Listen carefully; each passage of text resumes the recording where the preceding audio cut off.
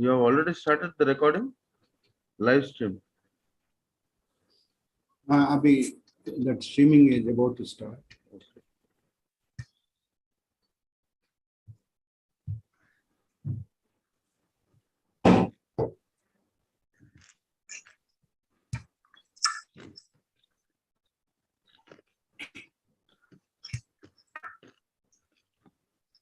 You got a message వచ్చిందా? You have already started the recording? Yeah. Live stream. Abhi, that streaming is about to start.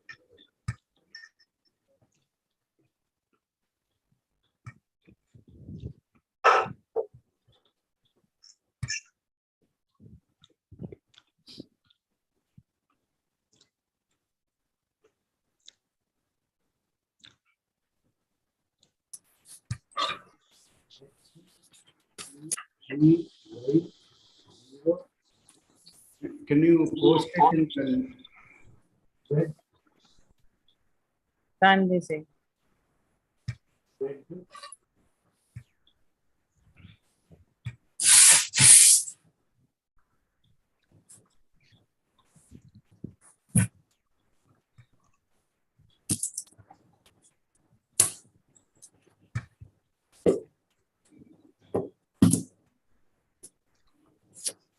రావు గారు నమస్కారం.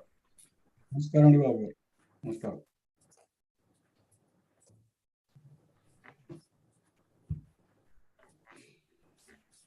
We have started that YouTube. YouTube link start అయిందా? Ah, ఎలా వెళ్ళాలి దానికి? link to I'm posting here. This is the link. Chat లో పెట్టాను link. బాబు గారు చెప్పండి sir. post it in the group. Right, I'll do that.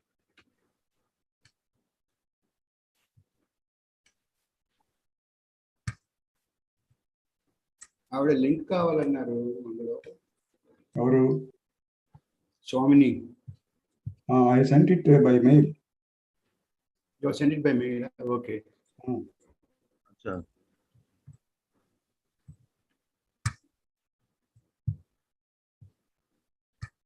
అది మెయిల్లో వర్క్ చేయట్లేదని మెసేజ్ పెట్టారు నాకు. వర్క్ చేయబోవడం నేను పంపించిన బ్లూ లైన్ కనిపిస్తాను.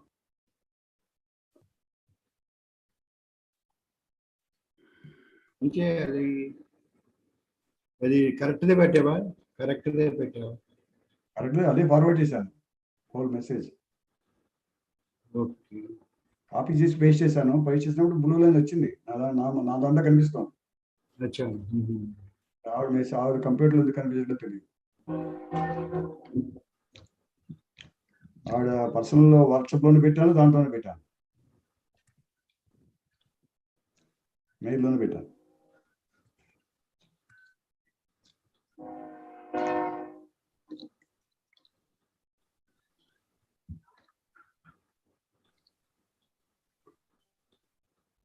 గ్రూప్ లో పోస్ట్ చేశారా ఇప్పటిది?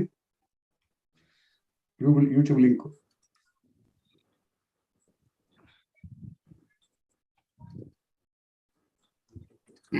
పోస్ట్ చేశారా? చాట్ లో పోస్ట్ చేశాను. ఆయన నేను గ్రూప్ లో పోస్ట్ చేస్తాను. పోస్ట్ చేశారా? ఓకే. చాట్ లో పోస్ట్ చేస్తే ఎలా వెళ్తాను యూట్యూబ్ కి? మొబైల్లో వెళ్ళాలి. గ్రూప్ లో పోస్ట్ చేస్తే వెళ్ళచ్చు.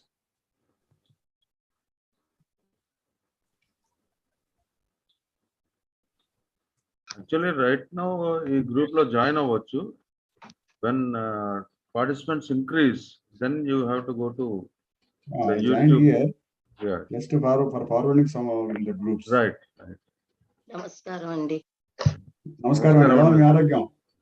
జ్వరంగా ఉంది. మళ్ళీ మొన్న తగ్గింది కదా అని మా వారికి ఇంజెక్షన్ ఇచ్చాను. మళ్ళీ దగ్గు, జలుబు, జ్వరం. మాట్లాడగలిగేలా లేదు అసలు ఇవాళ. రెస్ట్ తీసుకోపోయినారా? ఎందుకు వచ్చారు? ఇనాగరేషన్ కదా జస్ట్ ఇవాళ. అయితే మళ్ళీ మాట్లాడలేకపోతే బాగా పర్లేదు. మాట్లాడతా ఆ టైం అప్పటి రెండు మాటలు మాట్లాడండి. అదే అప్పటికి నాది ఇంకా టైం ఉందిగా, ఒక 2 నిమిషాలు మాట్లాడు.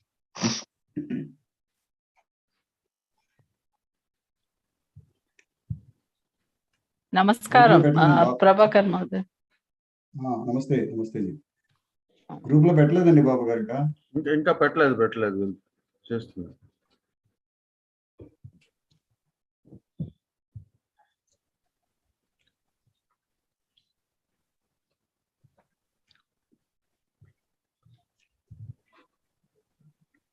నేను చూస్తాను.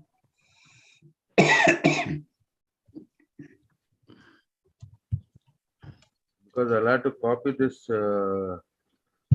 onto my email and then send it to the group. I'm doing it.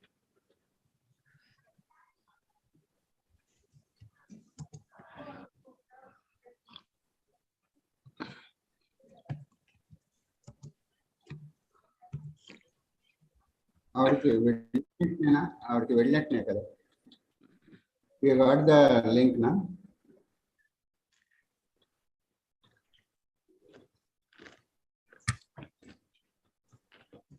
Colonel ji నమస్తే. ప్రభు సార్ నమస్తే. నమస్తే. ప్రభు గారు నమస్కారం. నమస్కారం. వినపడుతుందా నా మాట? బాగా చాలా బాగా వినపడతా. శుభోదయం గురువు గారు. నమస్కారం అండి. ధర్మేంద్ర.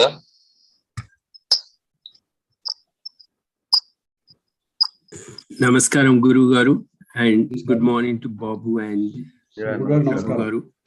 నమస్కారం అండి.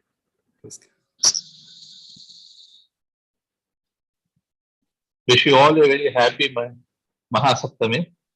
దసరా నవరాత్రి శుభాకాంక్షలు అందరికి. ధన్యవాదాలు.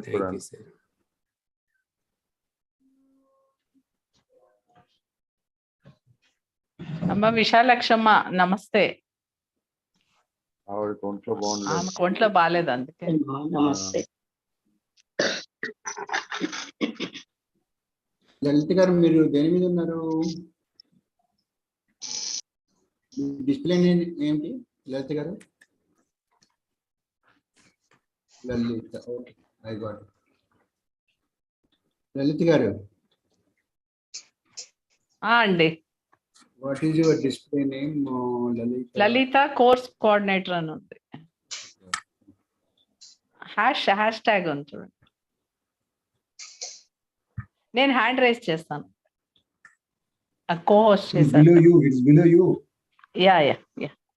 Now he has made me the co-host. Swamini, I think he has to come. Swamini ji joined. Group లో పోస్ట్ చేశానండి లింక్. నేను కూడా పోస్ట్ చేశాను. ఓకే, ఆల్రెడీ పోస్ట్ చేశాను. రైట్. అవునవును, మీది కూడా వచ్చింది.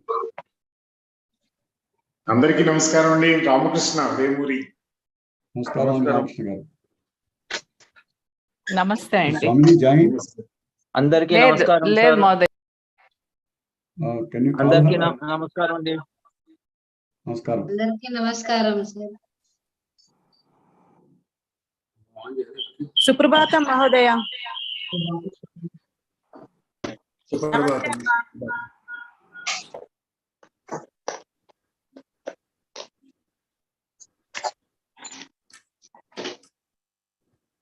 సుప్రభాతం మహోదయ. నమస్తే అండి. నమస్కారం అందరికి.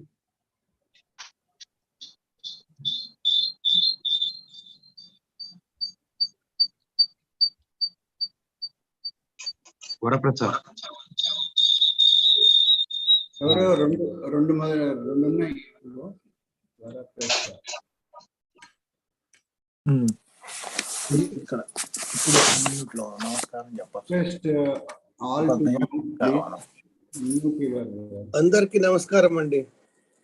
నమస్కారం అండి. నా పేరు పద్మజ రేమెల్ల. నమస్తే మహోదయ్. Namaste. Could you get the email is not yet received. Email? I sent the email to you. That email doesn't show the blue line for the link. But it is showing in my sent mail. No, in my email it doesn't show the blue line, so it doesn't work. Then can you copy and paste it in your bar? I did.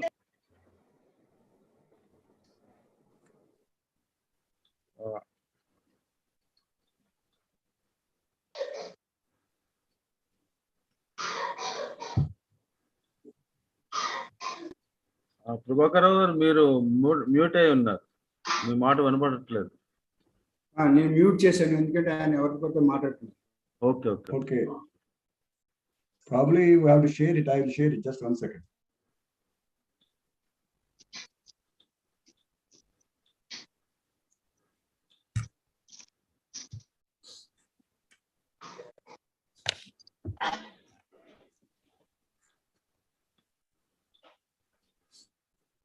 So we will start after Swamini joins. Yes.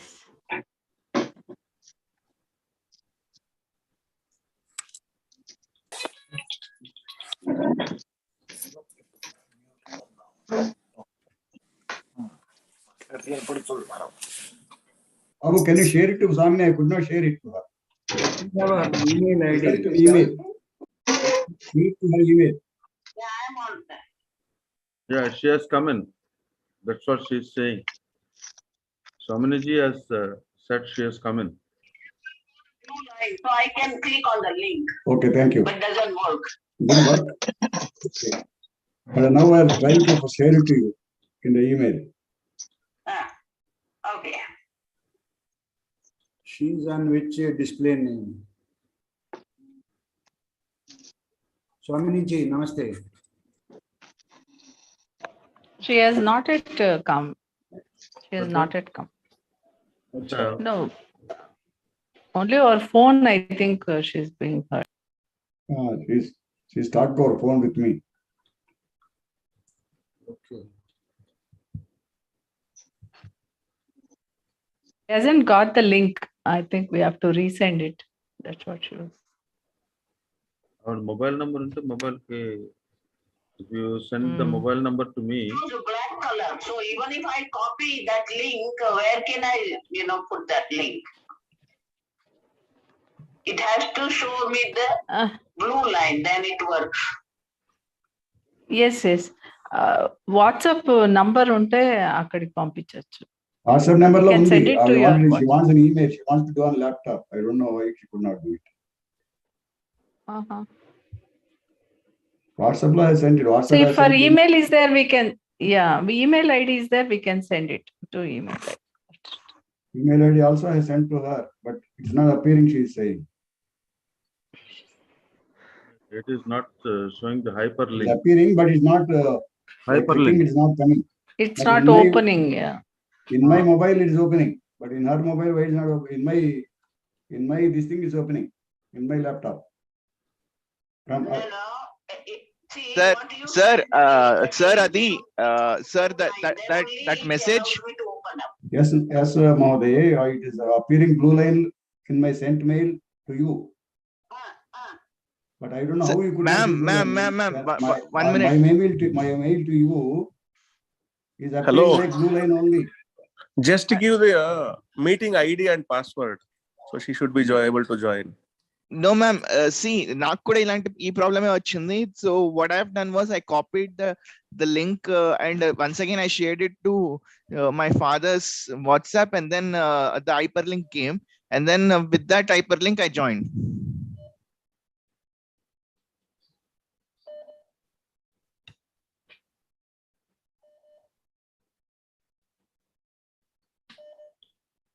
Yeah.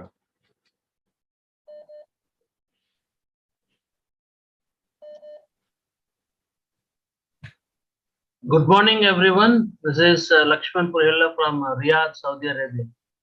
Yeah, welcome. Namaskaram and welcome to the Namaskaram. Zoom meeting.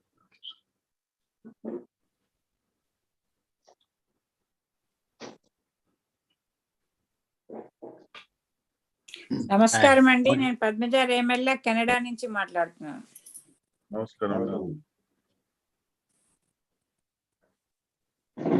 నమస్కారం అండి అందరికి. నమస్కారం నా అండి పేరు అందరికీ. లక్ష్మీనారాయణ. నా పేరు Lakshminarayana Basetti. I'm speaking from USA.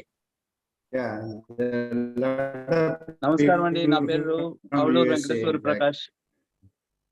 నమస్కారం అండి, నా పేరు అవలూరు వెంకటేశ్వర ప్రకాష్. నమస్కారం సార్, నా పేరు ఆర్ శేషగిరావు, హైదరాబాద్ నుంచి మాట్లాడుతున్నాను. నమస్కారం అండి, నా పేరు కట్టా సీతారామయ్య, గుంటూరు. నమస్కారం అండి, నా పేరు కనకదుర్గ, హైదరాబాద్ నుంచి మాట్లాడుతున్నాను. నమస్కారం అండి, నా పేరు ఏవిఎస్ ప్రకాష్, నేను హైదరాబాద్ నుంచి మాట్లాడుతున్నానండి. చాలా బాగుంది. నమస్కారం అండి, నా పేరు వెంకటేశ్వర, నేను హైదరాబాద్ నుంచి మాట్లాడుతున్నాను.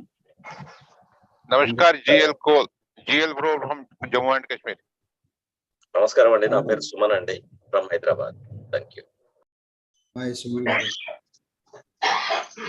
నమస్కారం అండి, నా పేరు ఆలమూరి గోపాలకృష్ణ, హైదరాబాద్.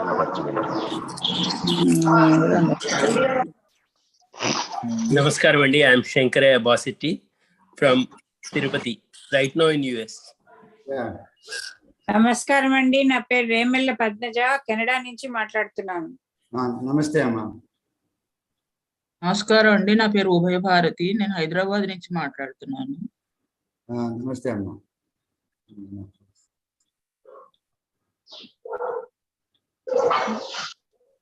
నమస్కారం అండి, నా పేరు వేమూరి ప్రకాశవల్లి, హైదరాబాద్ నుంచి. నమస్తే అండి, నా పేరు రామసుబ్బారెడ్డి, అనంతపురం నుంచి మాట్లాడుతున్నాను. Welcome, love you, welcome. Okay, now still she has problem getting into 5 minutes. నమస్కారం అండి, నా పేరు సిఎస్ గుప్తా, హైదరాబాద్ నుంచి మాట్లాడుతున్నాను. నమస్కారం అండి. నమస్కారం.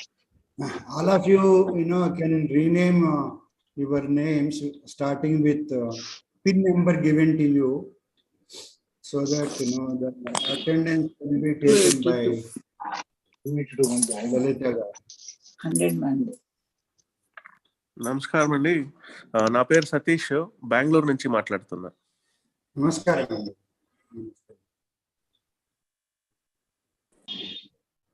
నమస్కారం అండి, నేను అరుణ కుమారి, హైదరాబాద్ నుంచి మాట్లాడుతున్నాను. నా pin number 290 sir.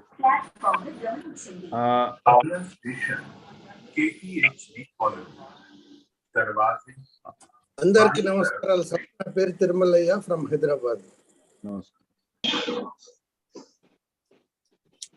So all participants kindly note, మీ పేరు ఎదురుకుండా పార్టిసిపెంట్ లిస్ట్ లో మీ పేరు ఉంది కదా, ఆ పేరు ఎదురుకుండా if you go and extreme left you click there, you will see rename అన్న చోట you put your pin number and your name so that the PIN number comes in. Yeah, some people have done it. So అందు మిగతా వాళ్ళు కూడా మీ పేరుని click చేస్తే అక్కడ ఆ చివర్లో 3 చుక్కలు కనబడతాయి. మీరు ఆ 3 చుక్కలను ఇచ్చేస్తే మీ పిన్ యాడ్ చేయడానికి వీలవుతుంది. So you can add with your name with your PIN number.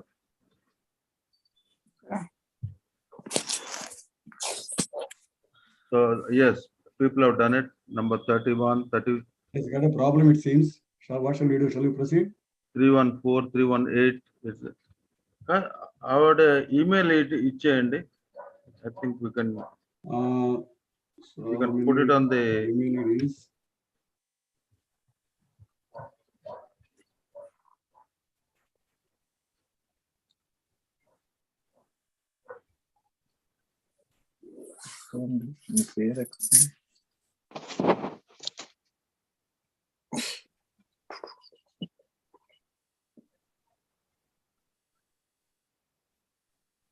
sadvidyananda@yahoo.com.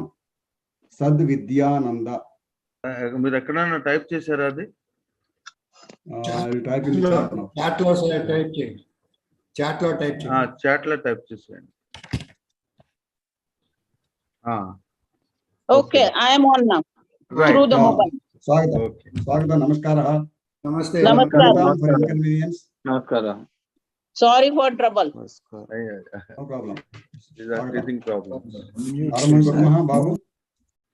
Yeah, I will just start recording. Then we will request CC Babu Garu to start Vande Mataram.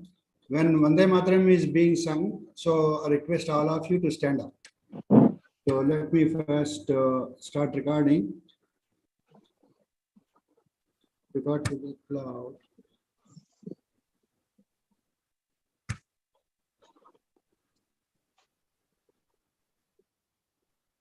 Allah Chittibabu Garu, can you please sing Vande Mataram?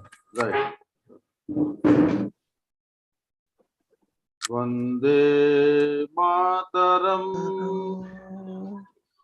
Vande Mataram, Sujalam Sufalam, Malaya Jasitalam,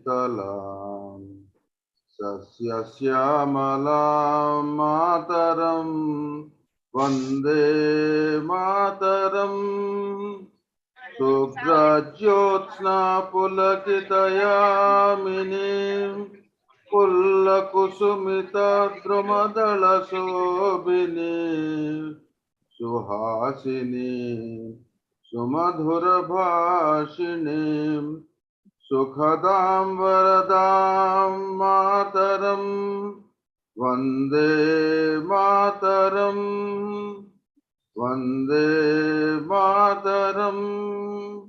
Namaskar.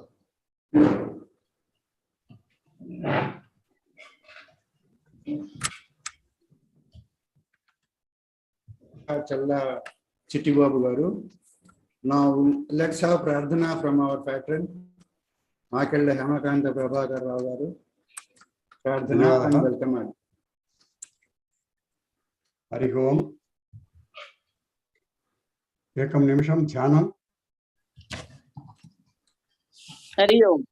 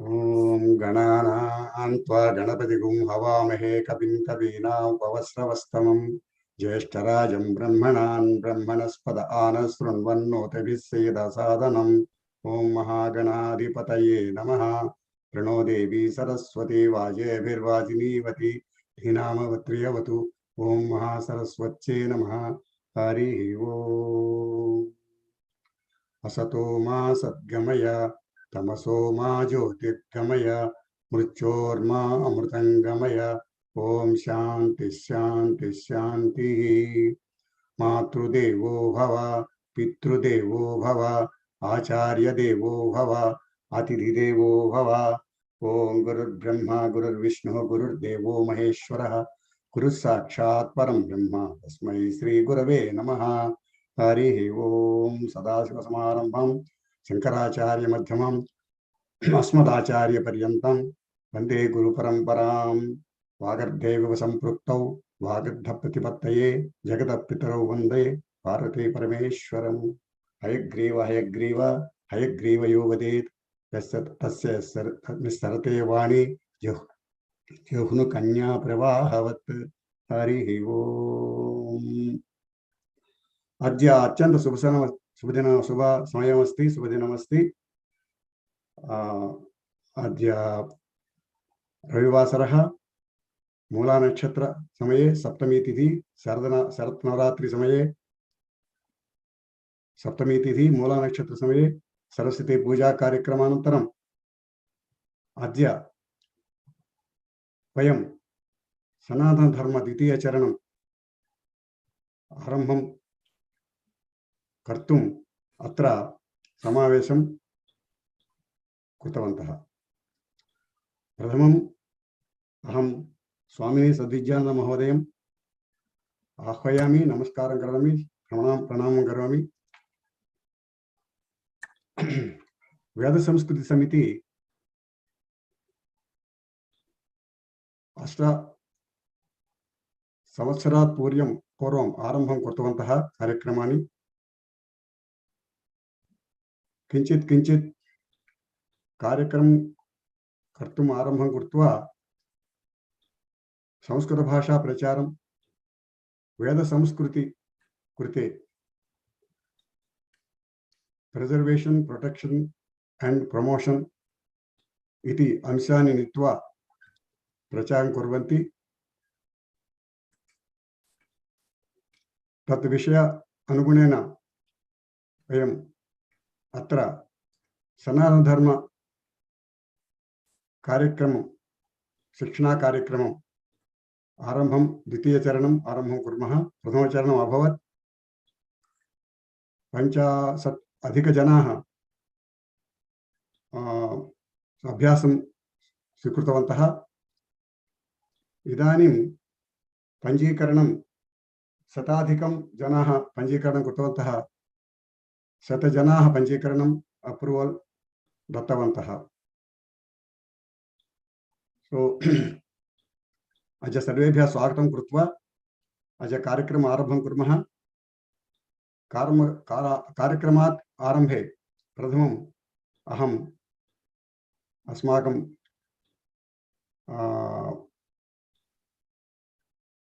मुख्य अतिथि रूपेण आगतवती स्वामिनी सद्विज्ञानन्द महोदयम् आह्वयामि। आशीर्वादं वेदाशीर्वादं ददातु इति प्रार्थयामि।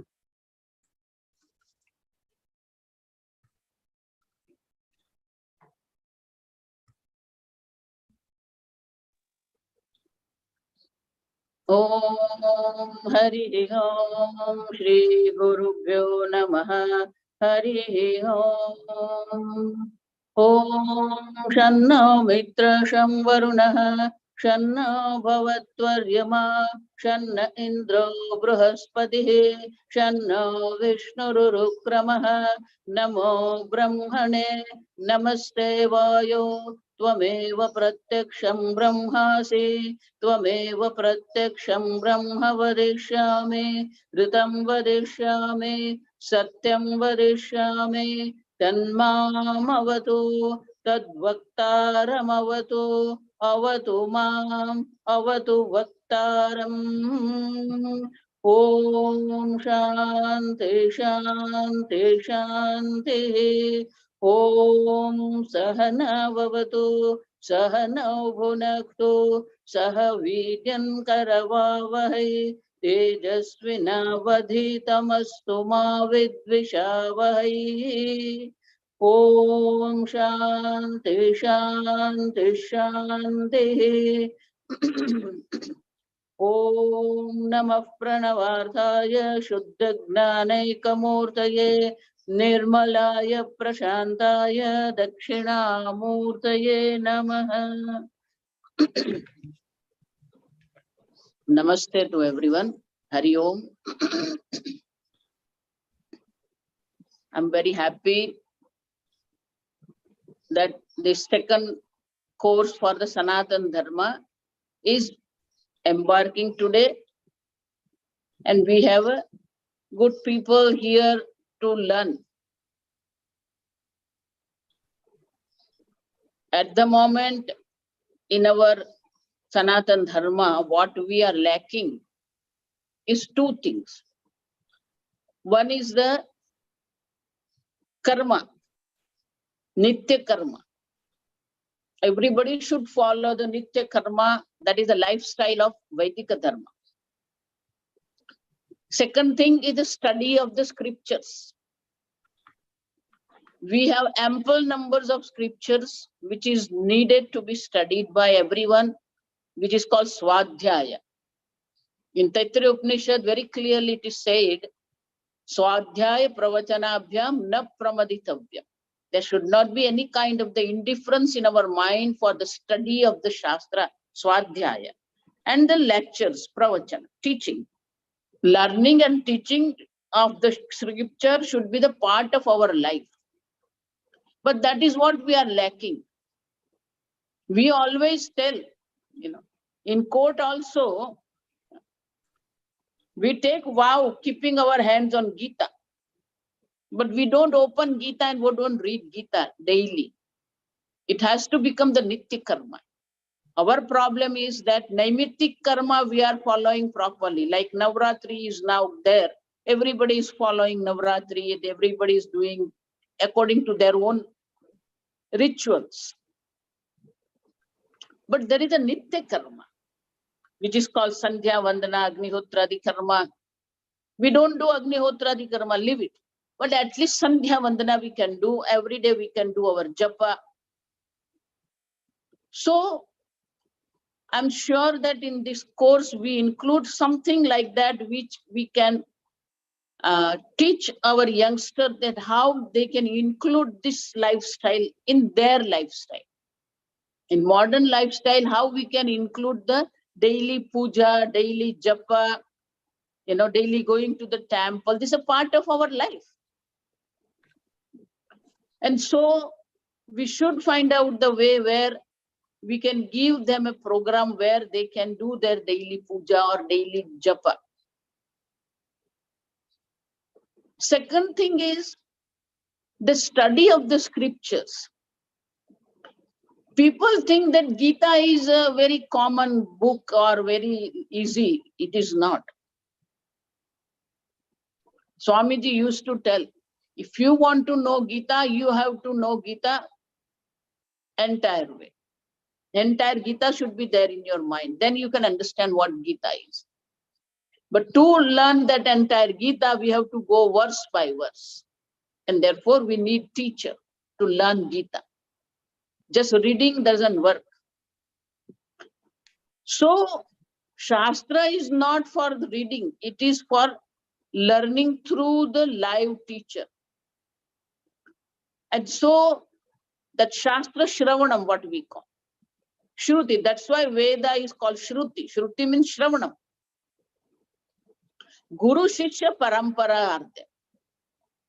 And so, we have to create this parampara. I always tell in my class that if I am teaching Bhashya, I am teaching Anandgiri Tika, that means we are already connected to Shankaracharya. That link is there. Sadashiva Samarambam, that is what we are chanting. Sadashiva Samarambam, Shankaracharya Madhyamam, Asmadacharya Paryantam, Vande Guru Parampara. Sanatana Dharma is a parampara. In Gita also Bhagavan says, Evam Parampara Praptam. Understand? Mundaka Upanishad also start with the parampara, starting with the Brahmaji. And so we have to continue our parampara. And to continue the parampara, we have to continue the teaching. So, lot of people are doing that. But it has to be very seriously, it has to be done. That we continue this parampara of teaching and learning scriptures. So, that is why it is called Sanatana Dharma, understand. Sanatan means what? This Veda is being created along with the Srushti. It is not out loud what these people are talking about 6,000 years and 10,000 years. It is not like that, In Gita, Bhagavan said, Sahayajna Pradashruštva Purovacha Prajapati. Absolutely. So that means that Veda is there from the time the Srushti is. Sanatana Dharma is not established by a person. We are not Vyakti Puja. We are the Vaidika. Vaidika means we accept the Shastra as a Pramanam. And that Pramana Buddhi has to be created. What Shastra in Gita also Bhagavan says, Tasmat Shastram te Pramanam. Shastra is a pramana. We have to go by the Vedic Shastra, Smruti Shastra, and Pauranik Shastra. Shruti Smruti Purananam Alayam Karunalayam. That is our Shankaracharya. So I request all of you to create a kind of the environment where we have these regular classes of Shruti, Smruti, and Purana. So people should know what our Shastra is. In Madrasa, they are all learning Quran. They are learning Bible. But where Gita? Only for court we are using Gita. There is no regular study of Gita. So it should become the part of learning. It is become part of life. And therefore, I'm very happy that through this course, we are creating an awareness in the youngsters where they can understand that what the depth of our Shruti is, what the depth of our Sanatana Dharma. And that Sanatana Dharma is upheld only by learning. Any scripture is not being preserved in the library. It has to be preserved in the mind of the person. Dharma Shastra, Dharma is in the mind. It is not in the book. Similarly, the Shruti has to be continued as a parampara. So, through this, we are creating awareness in the mind of the people. We are creating the kind of the respect in the mind of the youngsters that this is our scriptures and we have to learn this scripture. So I'm very happy. All my blessings are there with the students and all the teachers that continue this teaching. Of course, this is a second course. I'm sure there will be third course also. So I'm very pleased that people are working hard to create this course and allowing people to understand what the scriptures are there and also giving a lot of time for that. And I'm very happy for that. Om Tat Sat. Dhanyawada Mahoday. As you guided us, we will take up this course and we are committed to do it continuously on continuous basis, course by course. Not only this level course, we are thinking of preparing a 4-level course for this. And this first level course only, second batch is going on. First batch we have some people passed out, and second batch also when some people passed out, when normally we take up. Meanwhile, we will plan for a second level how to teach and what subject to be taught, and all those things are be under annual. So we will go on that basis now. And mainly, as you said, the Karma Siddhanta, which is being told by Bhagavan in Bhagavad Gita, has to be properly understood by the people. And one of the important chapters that we, in India, the people forgot and made the India weak is Mimamsa Siddhanta, the Karma Mimamsa and Vedanta Mimamsa. The Karma Mimamsa has to be given very valid importance and it should be properly educated to the people, for which the people are a bit less in number to teach. So we are trying to find out good Karma Siddhanta, Mimamsa Pravachakas, and I request any Mimamsa Pravachakas are there, they are welcome. They can join us and our courses and enlighten the younger generations. In this connection, we have, I just read out one chapter which we have thought of. There is a misconception that Vedic rituals and life in general are two separate things. This is because our current mechanical way of life, which is devoid of Vedic rituals, is divorced from cycles of nature. Unsurprisingly, this leads one to an incorrect understanding of the Veda.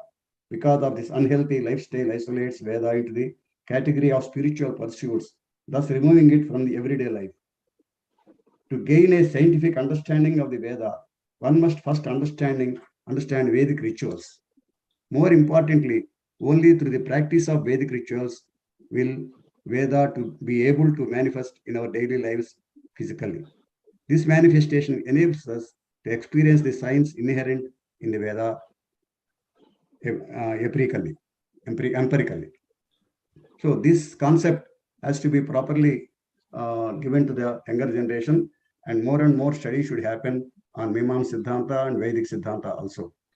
So with this, I request Dr. Babu to take over the platform and continue the session. I want to add one thing. What Shankaracharya says in Sadhan Panchakam, in the first line, Vedo nityam adhiyatam taduditam karma swanushthiyatam. That's the first part. Even it is a Vedanta Mimamsa, that is a part of Vedanta Mimamsa also. Yes. Thank you. Thank you. Thank you, Swaminiji. Thank you for your blessings. Thank you. So I am Colonel Dr. A. Babu. I am the course administration director of this course. I would like to introduce you all to this course with the help of a small presentation. Before that, let me present it. Give me a second.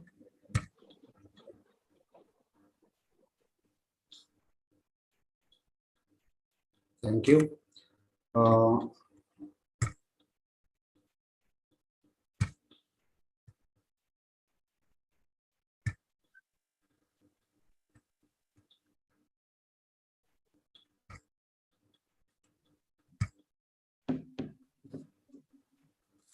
This is the second batch of certificate course in Sanatana Dharma.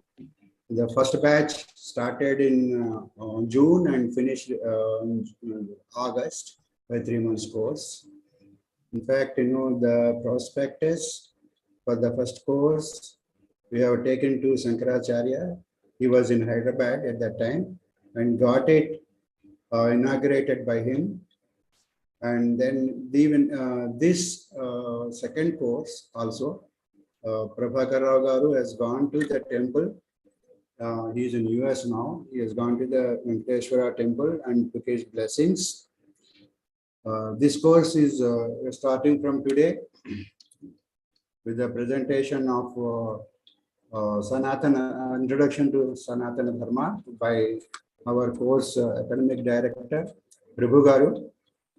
And this will run for 3 months. First 2 months will be about various topics on Sanatana Dharma. And the third month will be yoga. The yoga, our Dr. Prabhu Garu is a well-known yoga teacher. He will be taking those classes. Besides the many important topics in the Sanatana Dharma.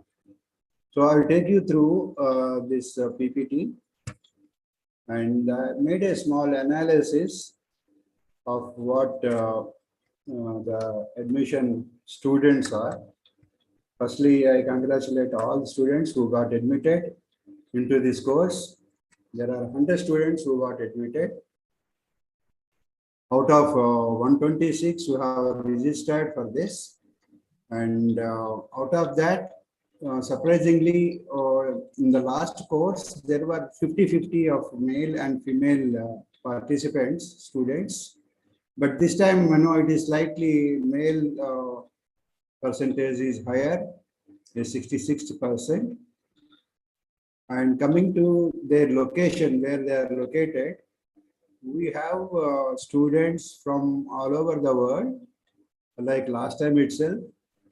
And now there are 12 people, as I can see from their addresses. They have given their addresses in the Google form. Through that, I'll come to know that there are 12 people who are from abroad at present. But what I see is there are many people who are Change the slide. Like, yeah. Change the slide. Sorry? Next slide. Slides are not moving. Next slide. No, I am on second slide. Are you? No, I'm not seeing second slide. Okay. This one, can you see male and female? No, I'm not seeing that slide. That's why I'm asking. I'm getting only first slide. Okay, 1 minute. What about now? Yeah, now it's yeah. Okay, now we will be with this only in that case. So you can see there are 12 students who are outside India. So what I'm saying is there are people who are abroad at present, but they have given Indian address. and Indian WhatsApp number. So I could not make out how many are still there outside. So like, AHP Rao Garu is in US, but his address is in Malkazgiri. So like that, there are many people. So as of now, we have around 12% of people who are from abroad, and it is truly an international course, international audience. And out of the remaining, from Hyderabad proper, there are 46, and remaining 42% are from rest of India, including Telangana. So I have already covered, there are 126 registrations. Out of that, 100 are admitted for various reasons. 26 could not join the course, and we have vacancies of only 100, and these 100 are fully utilized. Can you see the next slide, which shows profession? Yeah, it's coming. Yeah, okay. Now we have people, participants from various parts of life. Especially academy means teachers, they're 13%, and then government is 22%, software people are 15%, and bank, again, bank people are 10%, and we have doctors and people, highly placed, serving people from corporate, and there some 7 people are doing their own business, and we have advocates, and we have 1 journalist, and 1 social worker, and 2 students, and we have yoga teachers too. That is three of them are yoga teachers. Like that, this is the profession from where we got the audience, students. Now, if you see the age group, the youngest person is 20 years old, and the oldest person is 76 years old. Below 40% is 12, this 14, and in fact, last course it was even more. It is around 40%. It has now come down to 14%. I'm not sure of the reason. 40 to 60 years people are 55%. This has increased, and then above 60% is 31%. This is the same as before. So with this analysis, I will take you to the next slide. There are some guidelines I want to give to the students. The prospectus is already given to you, which gives you the syllabus and general guidelines. And we have worked out the training program well in detail. The complete topics are listed out, and the speakers are, they are all ready to deliver their lectures, and they're all of good background, all doctorates. So, and the person who is teaching Veda is from Banaras Hindu University, the Sanskrit department, and is a doctorate in Sanskritam. And then we have given the technical material also, which the students are expected to go through while going through this lectures. And in that, we have given the previous videos, textbooks, and the teaching material and lecture notes as wherever possible. And also the previous videos are also kept on the website. That website link is given to you. And every lecture will be a question answer session. And a lecture followed by question answer session. All depends on the speaker again. You may have question answer, interaction with the students, even right from the beginning. It is left to him. But there will be a question answer session during the lecture. The online exam will be there.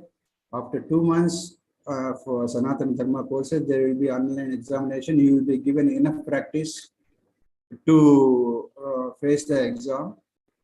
After probably a topic, you will have an exam, but let us see. And then yoga will have both theory and practicals. Nothing to get worried. You will be very comfortable. You will be doing the yoga asanas as comfortable to you. The yoga teacher will brief you beforehand. And on Saturdays, we will have guest lectures. You are all expected to attend that. This is part of the curriculum. Attendance is compulsory. Rename yourself in the display. Your display name should have a PIN number, which will facilitate Lalita Mahodaya to mark your attendance, and your attendance will be published to you so that you know where you stand. The 75% attendance is a must for appearing for the exam and also getting the certificate. Mute your mics and videos. I request videos also to be muted so that the bandwidth can be saved. This is the general guidelines given at present, but we keep interacting with you for day-to-day routine. Now, whom to contact if you have any issue or any query or clarification required. So, course coordinators, Lalita Krishnaji, who will be speaking to you just now, and Sri Challa Chittibabu Garu, who has now sung Vande Mataram and guiding you how to change the display. And I am the course coordinator. I am accessible to you. Anytime you can message me. I will be at your service. And we have a course academic director who has taken a lot of pains in framing the syllabus and working out the flow of the topics, and now arranging a lot of resources with various backgrounds. And so this is what my presentation. I have taken, I think, a lot of time. That is give time to other speakers. Thank you very much. I'll stop this now. Okay, thank you very much. Can you take on? Yeah. Next topic is, can you please give your address, please? Yes. Yeah. Srimati Lalita ji will present our coordination procedures and other things. Okay. Namaskaram. Sarvebhya namaskaraha. It's really a great honor to be part of this inauguration of our second batch of certificate course on Sanatana Dharma. All those who are present here are really blessed to be part of this course. And introducing myself, I am Executive Secretary of Veda Samskriti Samiti, and also the course coordinator of the Sanatana Dharma certificate course. First, I say my pranams to our president and course director, academic director, Prabhu sir, Dr. Vishalakshama, and our Colonel Ji, who is the course administrative director. Academic director is Prabhu sir, and all other dignitaries who are present here. It's really a starting day, inaugural day, where we all are going to meet more regularly for the coming 3 months. And I'll be the coordinator, where I'll be always accessible to you, along with the Challa Chittibabu Garu. And our main job is to just coordinate all the things to fall in place, along in support to Colonel Ji, who is the course administrative director. And also, the daily attendance will be maintained. Like some people were asking how to just rename themselves, that we have given I'll give the guidelines also. And anything related to the course, you can approach us if you want any material, or if you want any details, any more details, we are always approachable. And also related to the course, we will be in regular touch, and wishing all the best. And regarding attendance, I will post in the WhatsApp how to rename yourself in the display name. That we will give the guidelines for that. That's it. Okay, I'll give my number also. anyone can approach us. It's there in the WhatsApp. Our numbers are available. Wishing all the best. Thank you for giving this opportunity. Thank you, sir. All people's numbers are available in prospectus and other documents in our website. You can go to our website, vedsamstusanti.org.in. There you can get all the details in prospectus and the training program, everything you will get, and the numbers of the faculty members of the people who are involved in the administration work also. And now I request Dr. Vishalakshmi to our Vedasamstu Samiti Vice President Sanatana Dharma to say a few words on inauguration day. Thank Dr. you. Vishalakshmi. Yeah. Sapayai Namaha. Yontah pravishya mama vacham presuptam sanjeevayatyakila shakti dharasvadhamnam anyanscha hasta charana sravanatvagadin pranan namo bhagavate purushaya tubhyam.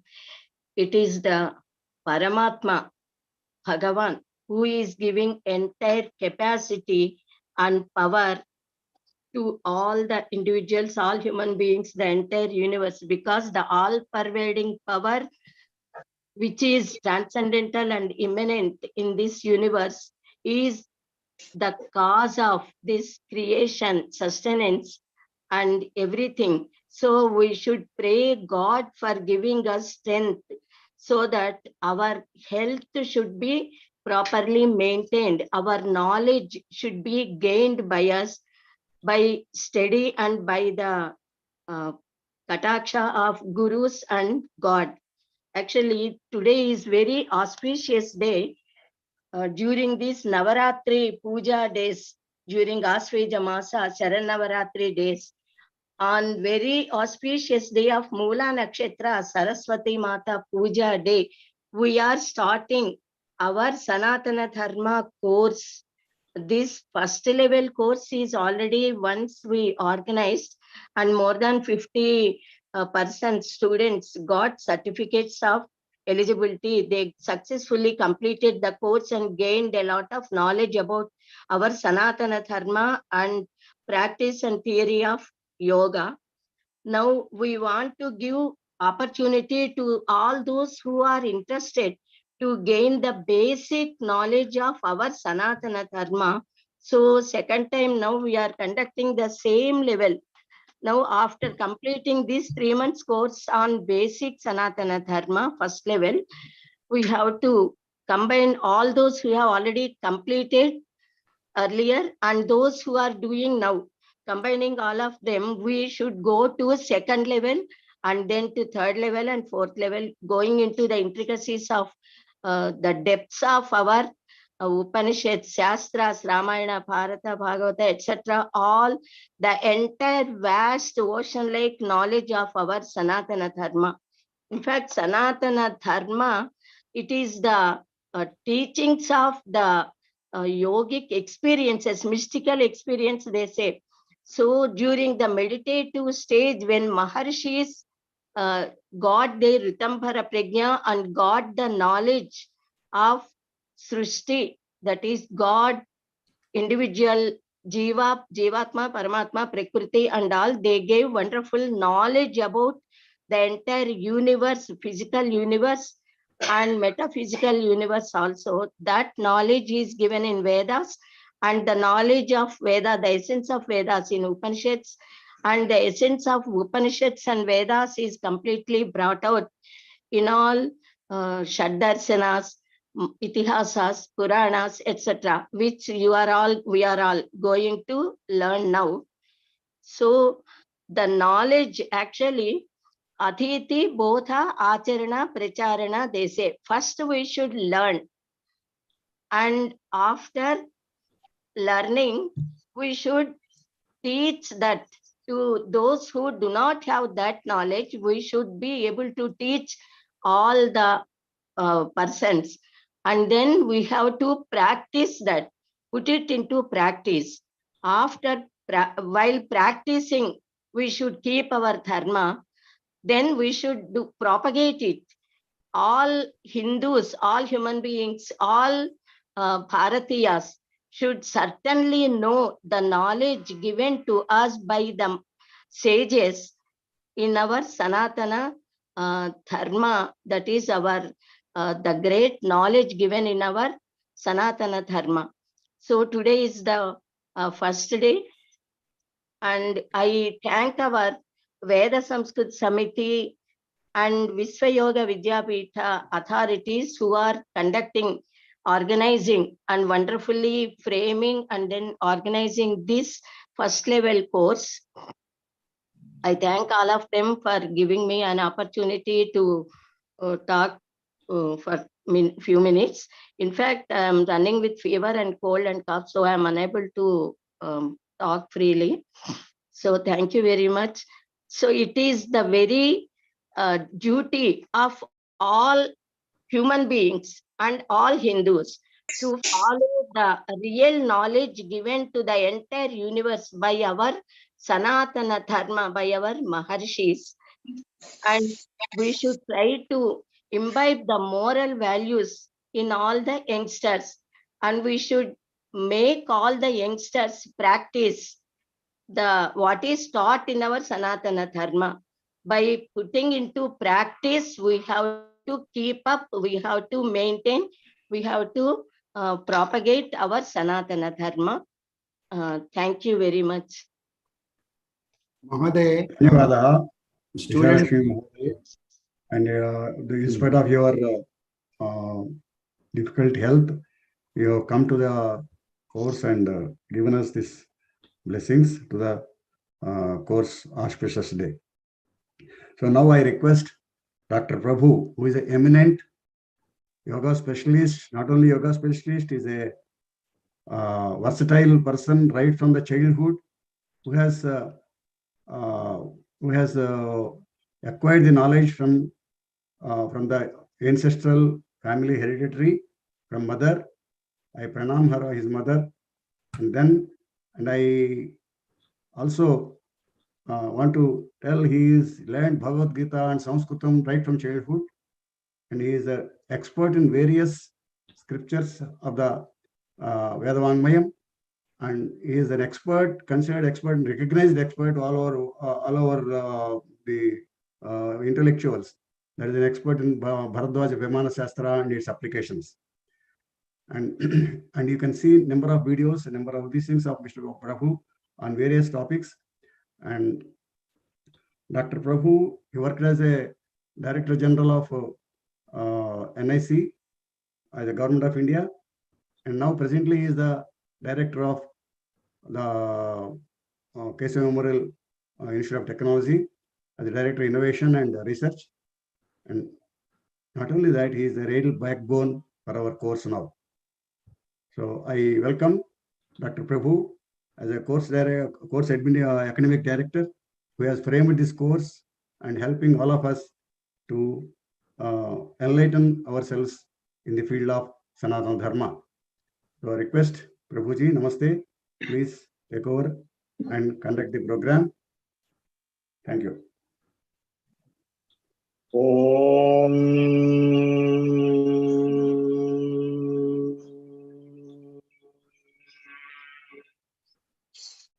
नमो ब्रह्मादिभ्यो ब्रह्म विद्या संप्रदाय कर्तृभ्यो वंश ऋषिभ्यो महद्भ्यो नमो गुरुभ्यः.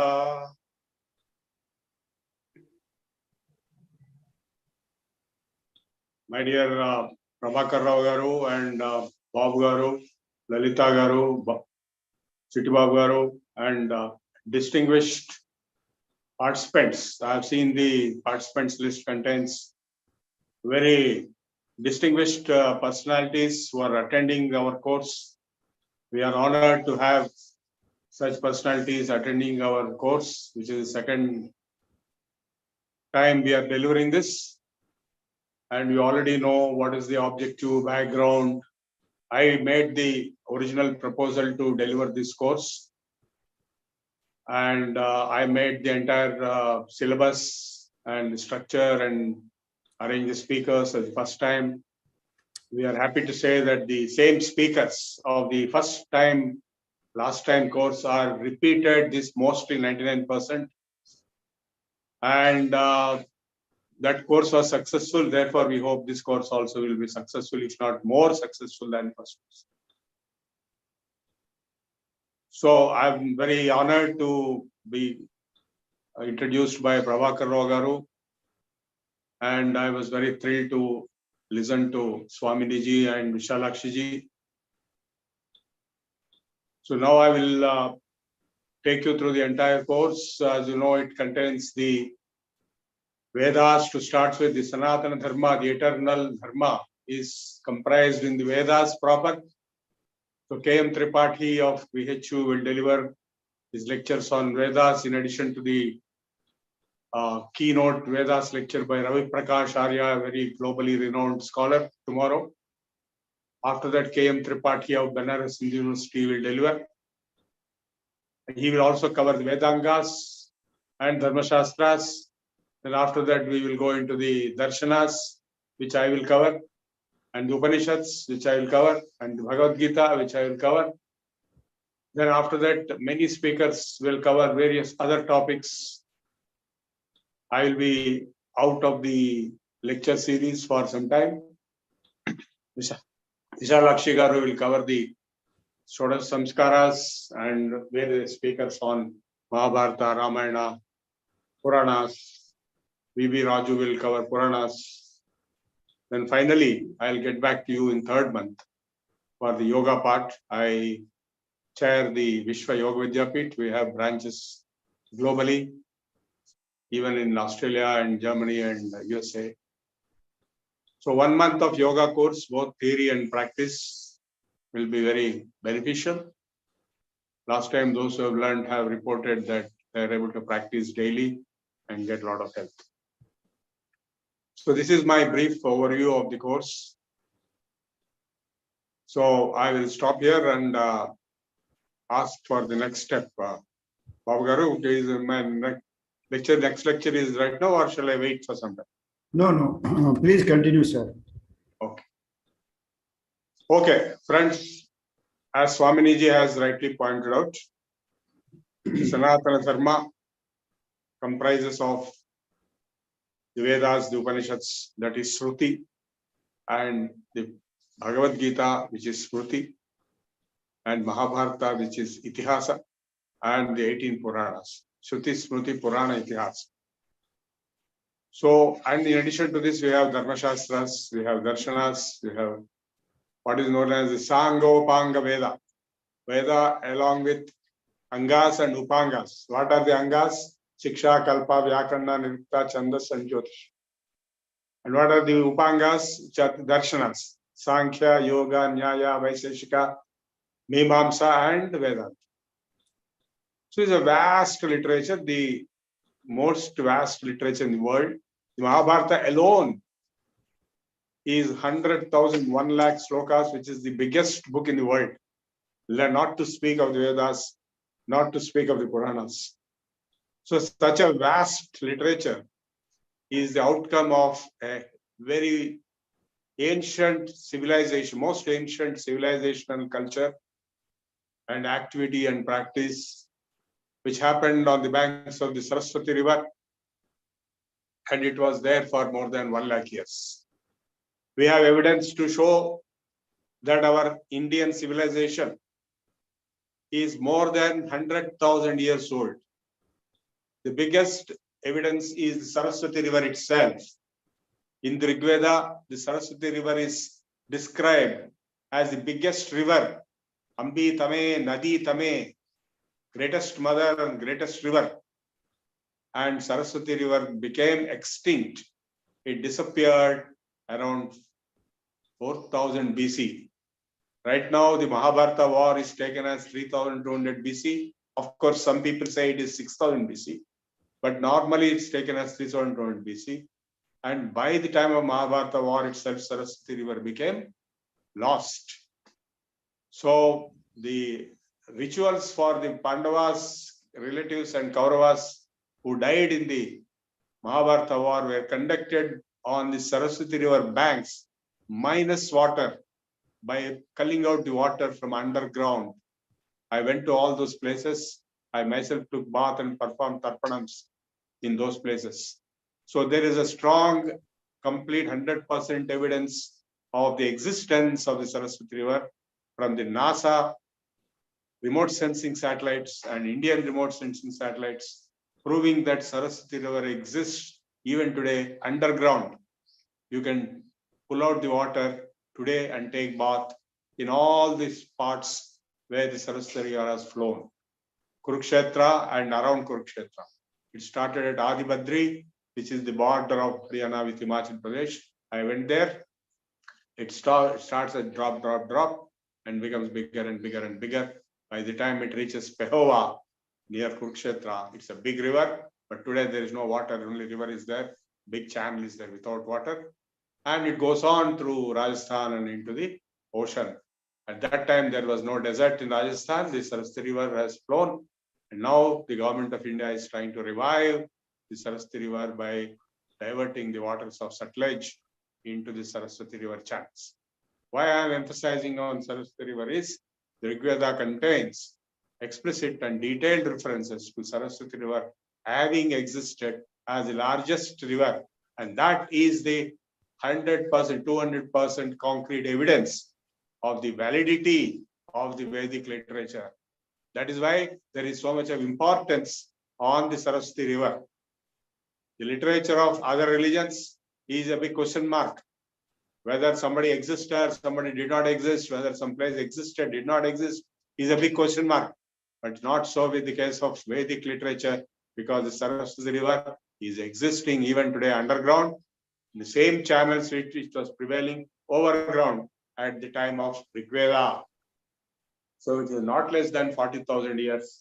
And therefore our Vedic civilization, which has blossomed and developed into the greatest civilization on earth, is on the banks of Saraswati River, where the ashramas of the rishis like Vasishtha, Vishwamitra, etc., etc., etc., they all exist even today in the form of temples. You can go and see there are 350 sites. So the Vedic civilization is not only the oldest, because in Meerut area there is an old Stone Age site which is about 1 lakh years old. So we have evidence, archaeological evidence of 1 lakh years of continuity of civilization in the Saraswati River banks, which later became the Indus River civilization. So the Indus Valley civilization is nothing but the Saraswati Valley civilization.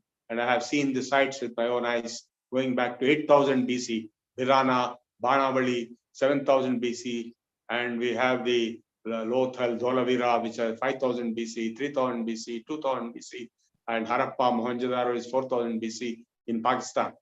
So there is a continuity of civilizational archaeological evidence. Until today, the Hindu practices, yoga, for example, yoga asanas postures are found as terracotta objects on the banks of Indus River at Mohenjo-daro, and also the jewelry and various weights and measures at Lothal, same weights and measures we are using today, and the roads and buildings in the Indus Valley civilization, and the underground drainage, irrigation, you can name it, it is there. It's an urban civilization.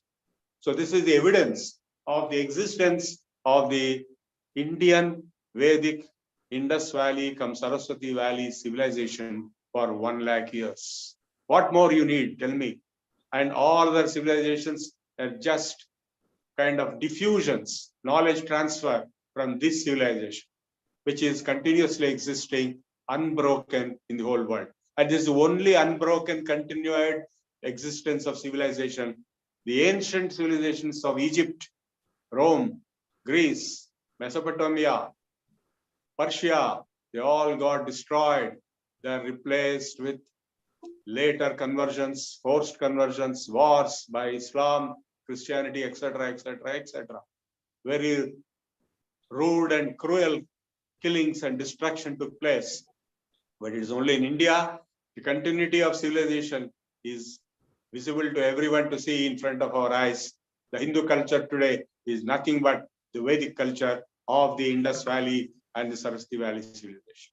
So the entire knowledge which was developed during this 1 lakh years of existence of and blossoming and development of the Vedic civilization has spread over all over the globe. In fact, the entire globe was under its spell In fact, we have evidences that the emperors of Suryavamsha, Harishchandra, Dilipa, they ruled the entire globe. They mentioned in Upanishads, I have seen with my own eyes. Ayodhya is the capital.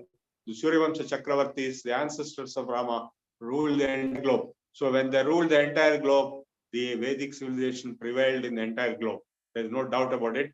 And as time progressed, their connection with Sanskrit, their connection with the Vedas went on getting diluted to such an extent that they got new languages like Persian. The Zendavest, for example, is written in the ancient Persian, is called Zendavest, is a holy book of the Zoroastrians, which is almost a mirror image of the Rig Veda, not only in the language, but in the content too. I have seen with my own eyes the Gayatri Mantra repeated in the Zendavest. And I have interacted with the Parsi scholars who admitted that they are Vedic people and they call their priest as Atharva Veda. There are evidences to show that Shukracharya migrated, Bhrigu migrated from Brahmavarta, which is located at the border of Haryana and Rajasthan. I went to that place, there to Iran through Gujarat. So the entire sequence can be traced back to around 10,000 BC of the existence of Bhrigu, Shukracharya, who is which ancestor, who is a descendant of Bhrigu, and other entire Atharva Veda. That's why the Parsis call their priests as Atharvans, and they accept the Vedas indirectly or directly. They perform all the rituals, the 5 rituals which you can see in the Parsi temples. In fact, the concept of a single unifying supreme being, which we call Ishvara, God or Brahman, is taken out from the Gayatri Mantra into the Zendavest of the Parsis or Zoroastrians, from where it was imported or delivered by the Persian emperor to the very first temple of the Jews.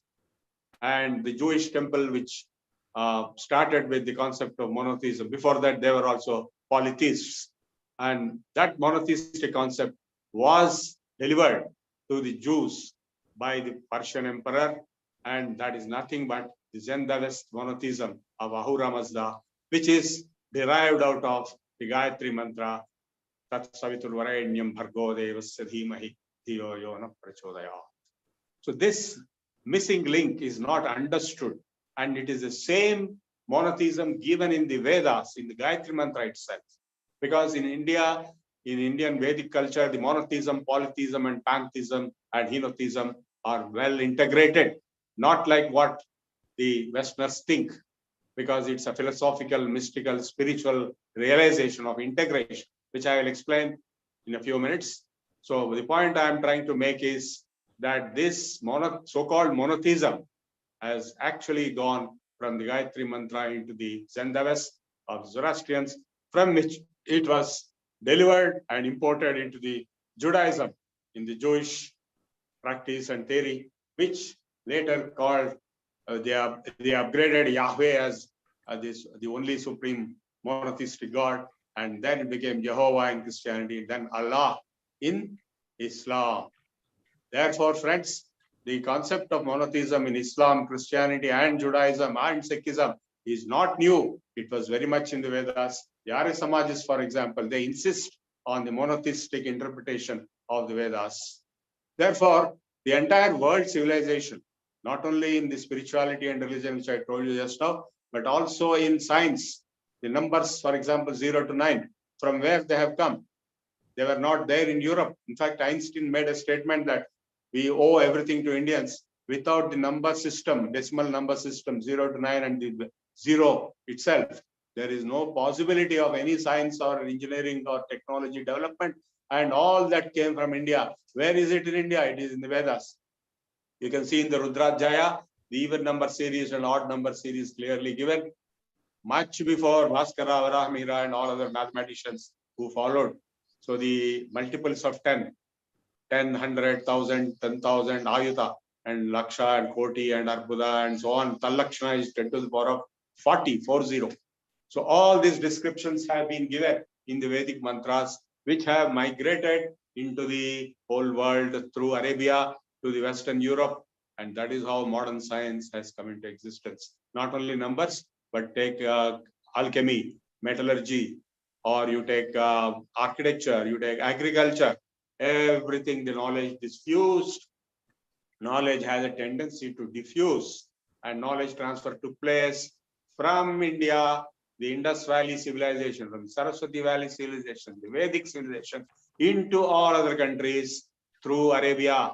And this is well known. Now it is confirmed that the entire Western knowledge systems are imported from Arabic, and Arabs have imported from India. For example, the numbers, we call them Arabic numerals, but Arabs themselves say Hindsa. These are Indian numbers. And similarly, if you take any other topic you take, it can be traced back to the previous origin in the Vedic civilization in India, because it is common sense that the past will deliver the future, not the future will deliver the past. So whatever came from the previous will come to the present and then to the future. That's what happened from the Vedic knowledge, the vast, unending, anantahi Veda, the unending Vedic knowledge. I will explain you the Vedic model of knowledge management. What is knowledge management? I wrote a book on it. I wrote totally 16 books. Knowledge management is internalization of knowledge, externalization of knowledge, and socialization of knowledge. And this has happened in the Vedic knowledge management model in a quite a different, unique way than what we have today. Today, our knowledge base comprises of books, internet sites, emails, etc., etc. But at that time, these things don't exist. Even a paper was not existing. So they developed a different model, that is Shruti. By the delivery of speech and hearing, you learn entire knowledge. So the Veda is known as Shruti, hearing. Teaching and hearing was happening orally with great amount of dexterity and scientific discipline, for like encryptions. Like we have the Rig Veda Patham being in a Krama, Jata, Ghana, different versions. These are nothing but encryptions of the oral knowledge system, that is the Veda, which ensured its continuity and propagation, preservation and propagation for so many thousands of years. Mahabharata war itself is 5,000 years, not to speak of Ramayana, not to speak of the previous Krita Yuga, Treta Yuga, and all this. So we have huge period of time the knowledge transmission took place through Shruti, through the oral means, and chanting and repeating it and keeping it in the brain and not in paper. So paper knowledge is of no use because paper will get burnt or be lost, but knowledge inside the brain will not be lost. And it was transmitted from generation to generation, father to son, teacher to disciple, for so many thousands of years successfully. So the knowledge management model of the Veda was Shruti, and later, after the Atharvaveda, the Vedic knowledge model got replaced with the Upavedas like Ayurveda, Dhanurveda, Gandharvaveda, and so on. And then he started getting into the Smriti era, Smritis, Bhagavad Gita, Manusmriti, which are actually recorded, and they are the memoirs, and they had to be administered in a different way compared to the Shruti. Then after that, the Puranas, Itihasas. So the entire knowledge base of Shruti, Smriti, Purana, Itihasa, Dharma Shastra, and various other related texts. You might wonder, why is it that all these are in Sanskrit? Can anybody answer? The simple reason is Sanskrit was the only global language existing at that time. English did not exist. Today, English is being used to represent all knowledge in all branches. And of course, that is in the English colonies. The French colonies have French as the knowledge vehicle, and Chinese have their own, the Japanese have their own, Russians have their own. But only Indians have English as knowledge representation means today, which is not their original. So at the time of the British Empire, English became a lingua franca for most of the globe, where the sun never set. And therefore, all knowledge, even today, right now, my lecture is in English because of that reason. Whereas before the British came to India, there was no English in India, and hence, hello? Are you able to hear my voice? Yeah. Please go ahead. Yeah. So before the advent of English language in India, it was Sanskrit, right from the Vedas up to the modern times. And all knowledge, all subjects were recorded only in Sanskrit.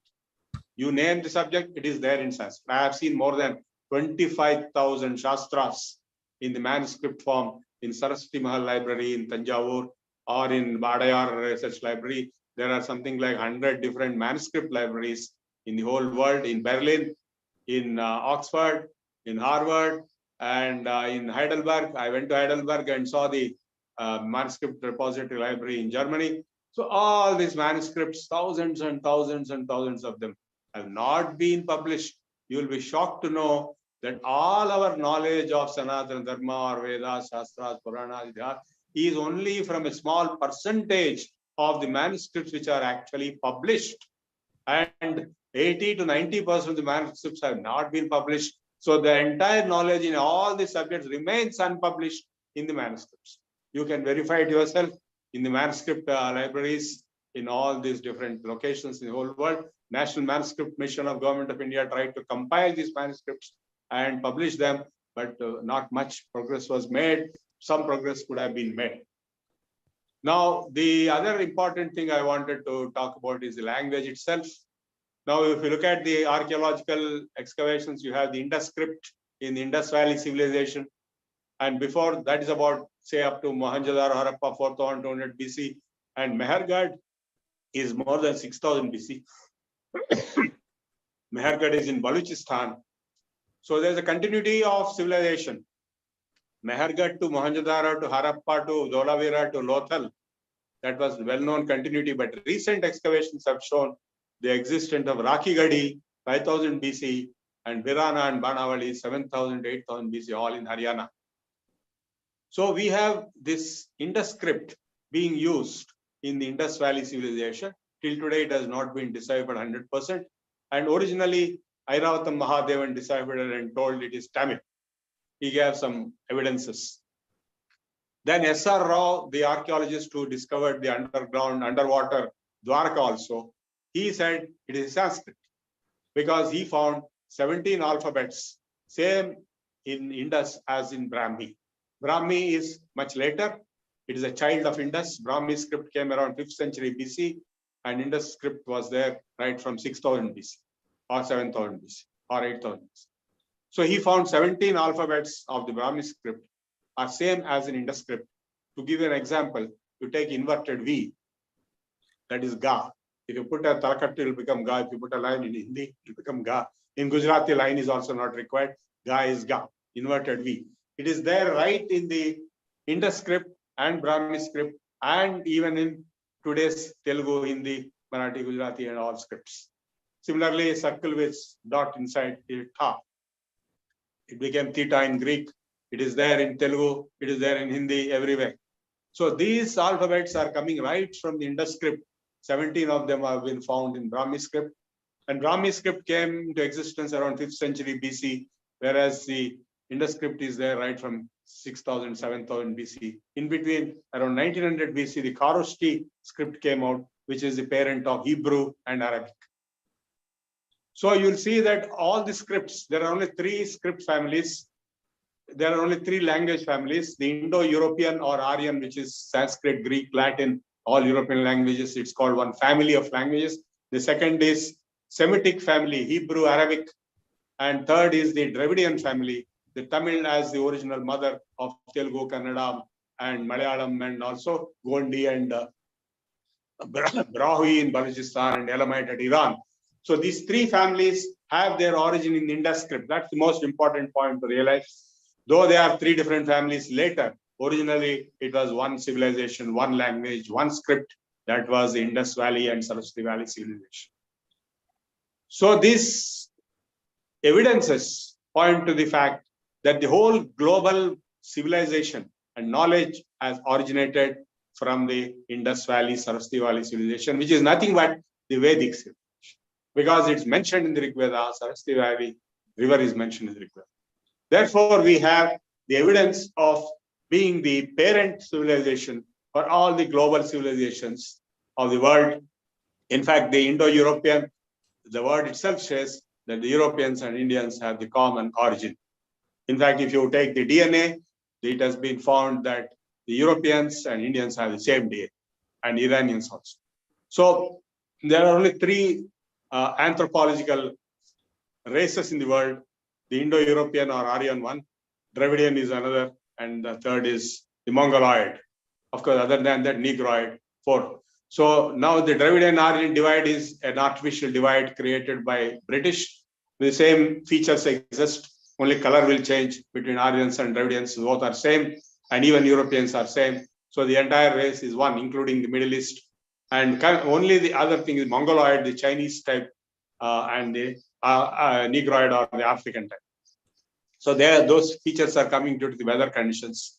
So we have the origin, evidence of the origin of global civilization from the Vedic civilization. So now coming back to the contents and scope of the Sanatana Dharma itself, which we will be covering the course. I have already given the topics. So the Sanatana Dharma, the word, it is not a religion as people interpret Hinduism. The word ism is being coined by only British in the recent times. Buddhism, Jainism, it is all bogus, because if you look at the Chanakya period, the Buddhist and Jain were part and parcel of the Hindu society. It is not that they are different. Nowadays, somebody told Pavanism also, for Pavan Kalyan. So any ism can be there. So that doesn't make it a different religion, different culture. It's all nonsensical interpretations given by Britishers. So it is a continuous flow, the srota of the civilizational knowledge, out of which all these different small branches started asserting themselves for different reasons at different times and circumstances of historical nature. Like Buddha himself is a Kshatriya and he learned Vedas, he learned yoga. He never contradicted the Vedas himself. But later on, people started giving all kinds of theories to contradict the Vedas, to give the nothingness as a theory, Sunyavada. All kinds of things happened, which were finally put an end by Shankaracharya. So we are today able to discuss about all this because of Shankaracharya, because he re-established the Sanatana Dharma, the Vedic Dharma in the Indian subcontinent. Unfortunately, he never went out of Indian subcontinent. Because he never went out of the Indian subcontinent, the other countries continue to be Buddhist, nihilist, or any other form. Because now normally people think Shankaracharya is 800 AD, which is a big hoax. Because if it is 800 AD, then he could have encountered the Muslims and the Christians in these arguments in Shankara Digvijayam, which they never expressed in the book. So if you go to Sringeri Math or Puri Math or any Math and see the lineage, it will go back to 499 BC for Shankaracharya. So there was no Christianity, there was no Islam, there was no Judaism, nothing was there. Only Buddhists and Jains were there in addition to Vedic Sanatana Dharma. So he could defeat all of them and get the title as Jagat Guru at Kashmir. At Srinagar, there is a Shankaracharya temple, there is a Sharda Pitam in Pak-occupied Kashmir. That is the Saraswati. Today is Saraswati Puja. Kashmir Puravasini, we'll say. And today it is all broken into stones and mud, and it is part of the Pakistan occupied Kashmir. That is the tragedy of the situation. People don't realize the truths and don't acknowledge, don't assimilate, and don't behave accordingly. So the objective of this course is to deliver the truth as Sanatana Dharma in the Vedic scriptures and the post-Vedic scriptures. So to derive, decipher, reproduce knowledge, technology, science from the ancient Sanskrit, Vedic and post-Vedic literature for the benefit of the modern society. So that is the objective of this course, and we have been doing a lot of activities. And now in the content of the Sanatana Dharma, the most important point I want all of you to realize is it is totally scientific. There is no place for blind belief. In other religions, you have to blindly believe something. If you don't believe, you will be put to death, or you will be put in jail, or you will be beaten. It is not the case here. Here, the whole thing is based upon logic, proof, challenge, argument. So, tarka, vada, so many types of arguments are described.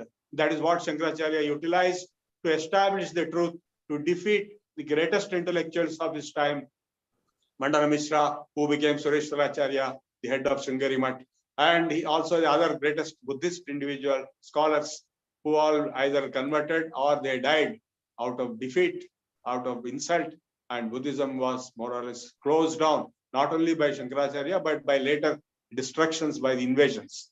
So intellectually, Shankaracharya proved that the Advaita Siddhanta is the supreme.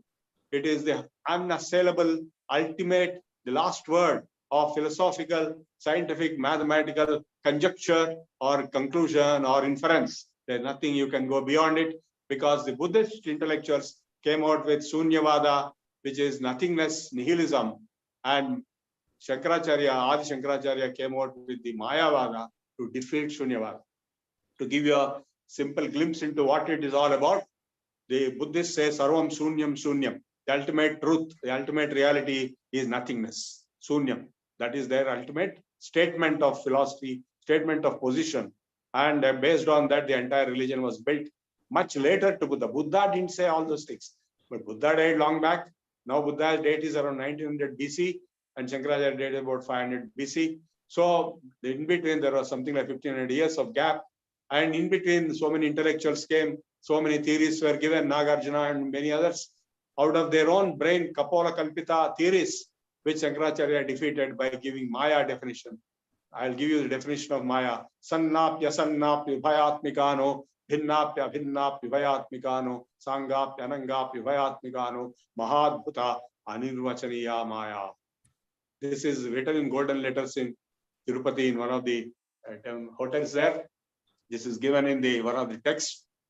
Maya definition is Sat napi asat napi ubhayatmikano. You cannot say Maya is existing or Maya is not existing, or it is both. And you cannot say it Maya is same as Brahman or it is different from Brahman, or both. And you cannot say Maya is single or parts or are both. Then what can you say about it? Anirvachaniya, undefinability. Mahadbhuta anirvachaniya Maya. So by giving undefinability as Maya, he defeated the nothingness, nihilistic theories of Buddhists, which were going in a perverted direction and making people perverted and getting into negative modes of life. So he could restore the Sanatana Dharma by using Mayavada. Again, his Mayavada, his Advaita Siddhanta is not 100% original. It is in the Mandukya Karika of his great-grand teacher. The Gaudapadaka itself is the Advaita, Vaitathya Prakaranam. The Maya and Advaita have been described, which Shankaracharya refined, polished, and presented to the topmost intellectuals of Buddhist, Jain, Andashanda, Pashanda, Paudha, Jaina, Charvaka, all the intellectuals, and they were all finished. And that's how the Advaita Siddhanta reigns supreme. Though much later, hundreds and thousands of years later, Ramanuja, Madhva, and so many others came with Visishtadvaita, Dvaita, and so on. But their objective was only to show that something is more possible to be interpreted from the Advaita. They all start with Advaita as the basis. And from that only they'll start giving some fine tuning and some kind of polishing, some kind of refinements in some directions. But ultimately it is Advaita which prevails. Of course, we cannot have a situation where all the acharyas will come together and have a debate. They are all in different periods of time. So we will study all of them, but I respect all the acharyas, and I'm sure they all have a true message behind them, which is being expressed in different ways at different times, in different contexts. So now this is the scenario in the Indian subcontinent. Outside India, what has happened? The Vedic civilization, as I was telling you a few minutes ago, became diluted. The monotheism given in the Gayatri Mantra and in Rigveda, which went into the Zoroastrians and the West, was imported into Judaism, Christianity, and Islam, but distorted, diluted, and totally lost and perverted sometimes to the extent of warfare. I mean, that is itself a proof that they have totally lost the meaning of spirituality. If somebody wants to fight a war to establish the truth or spiritual experience, there cannot be anything more contradictory to the original purpose. The original purpose is Shanti, peace and happiness. If these people want to fight wars to establish spiritual proofs, spiritual experience, which is a big contradiction, if not a joke. So that itself shows how they got lost in the desert sands, and all kinds of things have happened. The conversions have happened, the invasions have happened, the destruction has happened, the killings have happened. They're still happening.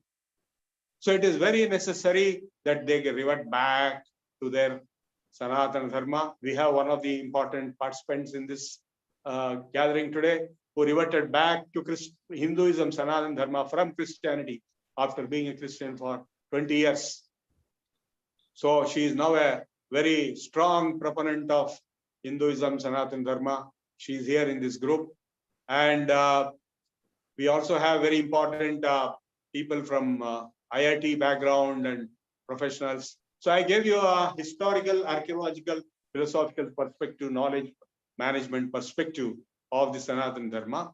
So the point I'm trying to make is that the knowledge in all subjects, not only mathematics, physics, chemistry, alchemy, metallurgy, architecture, agriculture, irrigation, town planning, building construction, materials, you name it, all that has been derived from Sanskrit text into the Western world through the Arabs. And when all these things can be derived, why not religion? Religion, philosophy, spirituality, knowledge was also derived naturally, but distorted and reformed to such an extent that they start contradicting their original parent, like the Sikhism. The word Sikh itself says Sishya. Sikhism was established to protect the Hinduism from being destroyed. But now many Sikhs say they are different. They want a different country. This is a kind of perverted thinking which is happening. What has happened in Sikhism has happened in other religions too. Like Lingayats say we are different. We want a different state or different country. So that way everybody can say they are different. So originally it was Sanatana Dharma which prevailed all over globe. And I have evidence produced that their philosophical, spiritual, dharmic positions or contents or principles, whatever little they have in their scriptures, are directly traceable to the Hindu scriptures, the Vedas, Dharma Shastras, Bhagavad Gita, Yoga Sutras, Manudharma Shastra, and so on. So what has happened is that they have mischievously manipulated, diluted, distorted to suit certain agendas of political agenda by conversions. Whatever they did in India today, they are doing today, they have done previously in Rome. For example, I have evidence. There's a book published by Prabhakar himself, which proves that Rome had a Vedic kind of a culture and civilization and religion with various devatas being propitiated. And so also we have evidence in Arabia, and we have evidence in various parts of Europe, and even in other countries, other continents. There is no continent or country where the excavations have not shown something of Vedic culture origin. So this whole thing has been brought out in many books. So in this course also we will be recognizing this fact, and from known the unknown comes. That is, from the previous knowledge, new knowledge comes. So these people have taken our own knowledge from all subjects and created their own civilizations, and their own races are the proof of that. They are not different people, but they are our own people who migrated and became different and appear to be different. So now the Sanatana Dharma, comprising of the knowledge in the Vedas. Vedas contain all subjects, the sciences, the philosophy, the spirituality, the yoga, you name it, it is there. The word Veda itself means knowledge, naturally all knowledge. Veda is a knowledge base. I told you the Vedic model of knowledge management. Knowledge management in Veda is through creating a knowledge base called Veda, comprising of all subjects and transmitted orally. So whereas the so-called devatas in the Veda are nothing but the subjects of nature like Agni, Vayu, Mitra, Varuna, or subjects of subtle nature like Saraswati, Medha, Lakshmi. So these subjects, Devata is nothing but a subject. Those subjects are covered in detail, elaboration. And what is science? Science is the study and understanding of the subjects of nature, forces of nature. So is also Veda. The word Veda itself means science, and science means Veda. In fact, in Prague, there is an institute of Veda. In their language, Veda means science. So you will realize that the entire Veda is nothing but science, but is not being understood. Unfortunately, many of the Sanskrit scholars and Vedic scholars also are not able to interpret. They are not in a position to interpret the scientific nature of the Vedic mantras. They simply repeat. And most of the Vedic scholars are not even able to interpret any meaning of the Vedic mantras. They only chant. Only a few, maybe 5% or 10% can interpret meaning, because they have to study the Vyakarana, Nirukta. Without that, they cannot interpret. And Arya Samaj made a great contribution. Swami Dayananda Saraswati, founder of Arya Samaj. There are two Dayanandas. One is founder of Arsha Vidyapit of recent times, and Dayananda Saraswati of 19th century of Arya Samaj. Both have contributed tremendously to the sustenance and strengthening of the Vedic civilization. Dayananda Saraswati brought out for the first time the scientific nature of the Vedic mantras. He wrote a book called Rigveda Bhashya Anukramanika, where he has given something like 100 different sciences shown with Vedic mantras: mathematics, chemistry, physics, aviation, you name it. So that model got replaced after the Upavedas, and then the Shastras came into existence. So the Shastra is a scientific treatise, say Ayurveda Shastra, Mantra Shastra, Tantra Shastra, Agama Shastra, Vyakarana Shastra, an endless number of Shastras, which are all scientific treatises on those subjects. And out of them, the Britishers copied a few things, even computer science, Charles Babbage and De Morgan and George Boole, who are the founders of modern computer science. They have openly admitted that they have taken their ideas from Sanskrit. I gave one lecture last year in VSS where I quoted their statements, where they openly admitted they got their ideas from the Vedic literature. And Einstein himself knew Sanskrit, and he spoke in Sanskrit to Rabindranath Tagore when they met. And Einstein himself studied Upanishads, from where he got the ideas, which he mathematically presented as relativity theory.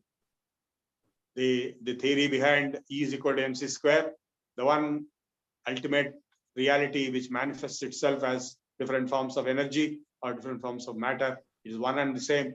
That is called Brahman in the Upanishad. Sarvam Khalvidam Brahma, Deha Anasti Kinchana. So that understanding which Einstein got from the Upanishads, he formulated in mathematical theory, and that's how we have the theory of relativity. And even others like Niels Bohr or even Max Planck, all the Germans, they studied Sanskrit in depth and they took out many ideas and formulated math. They openly admitted it. Erwin Schrödinger, who gave the Schrödinger equation, which is the bedrock of quantum mechanics, he openly admitted that his equation, rho square cohabit, etc., where chi stands for Maya, it expresses Maya. He himself said this. He is a great scholar of Sanskrit and Vedanta. So these facts are not known to our people. Our own Hindu community is totally ignorant. It is closing its eyes to the scientific nature, the profound knowledge, content and structure, and the flow of the most ancient Vedic knowledge system in Sanatana Dharma. They are ignorant. So that's why we have started this course. And I'm sure in the course you'll all benefit. Like last time, it was a great success. That's why we got a second course. And you will get a totally different perspective of Hinduism. It is not a religion. It is science. It is a culture. It is a civilization. It is not a single religion like, say, other foreign religions, which are created for political purposes, initially in their own lands and later to invade other lands. So that is not the objective here. It's not a political objective. It's not an objective of conversion. All that is a perverted type of thinking. Here it is pure knowledge, pure culture, pure civilization. So I look forward to interact with you in the next 3 months. Thank you very much. Dhanyavadaha, Prabhuji. It's an excellent overview of the Sanatana Dharma. Dhanyavadaha. Now, Dr. Babu will take over and let us close the session.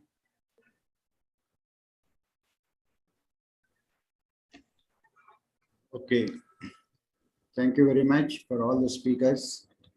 Thank you, Prabhu Garu, for giving the introduction to Sanatana Dharma. A very spirited lecture we had. Thank you very much for that. Now we will have Prarthana and then Janaganana. Request H.P. Rao Garu to do Prarthana, please.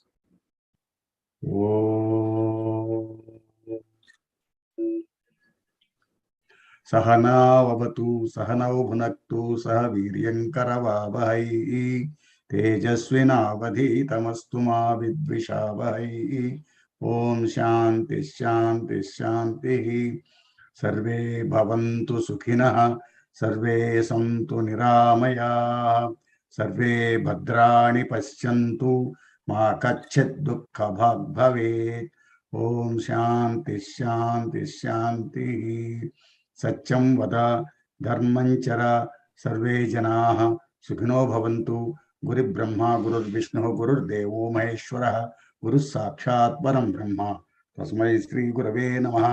सर्वं श्रीकृष्णार्पणमस्तु। इदं मम नमस्कारः, धन्यवादः।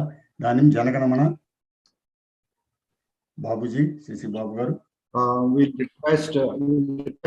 We'll just Challa Chitti Babu Garu to sing Janaganamana, and all of you mute your mics and also sing Janaganamana, please.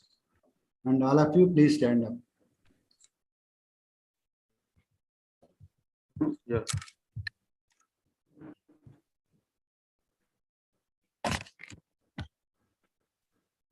Just.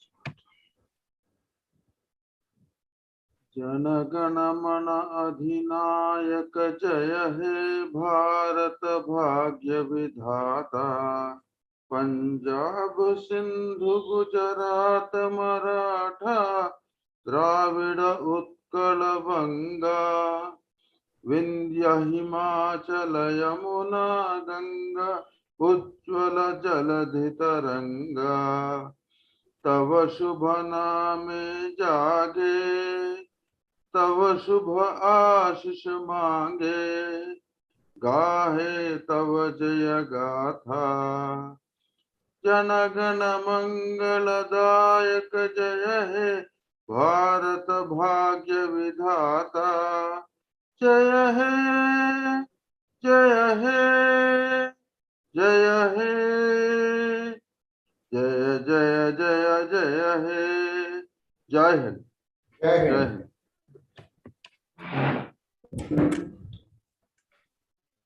Jai Shri Ram, Jai Shri Ram.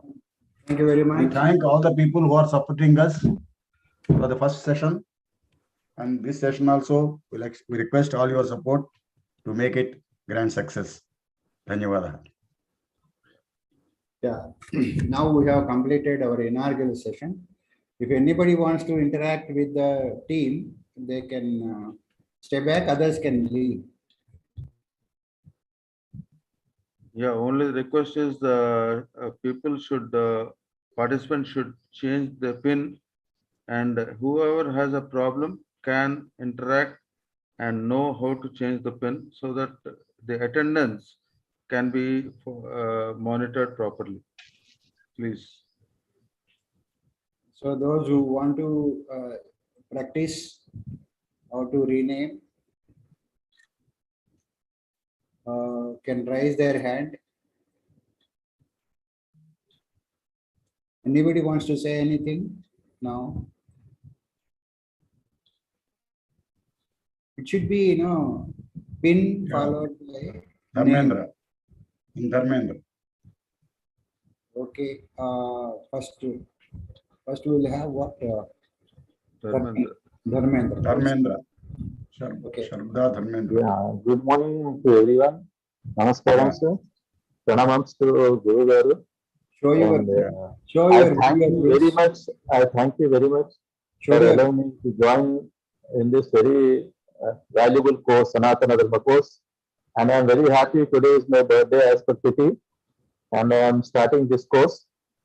And I hope that I will do justice after learning, after completion of this course. I would like to involve in the activities of SANATHANA Dharma course. I request any note to do some activity, to participate in some activity of the SANATHANA Dharma. Can I see you, please? Video? Yes, sir. Can I see you? Yeah. Please open your video. Yes, sir. Janmadana Subhakanshalu. Janmadana Subhakanshalu. Thank you, sir. Mr. Vinod. Next, Mr. Vinod, please. Open your video while you're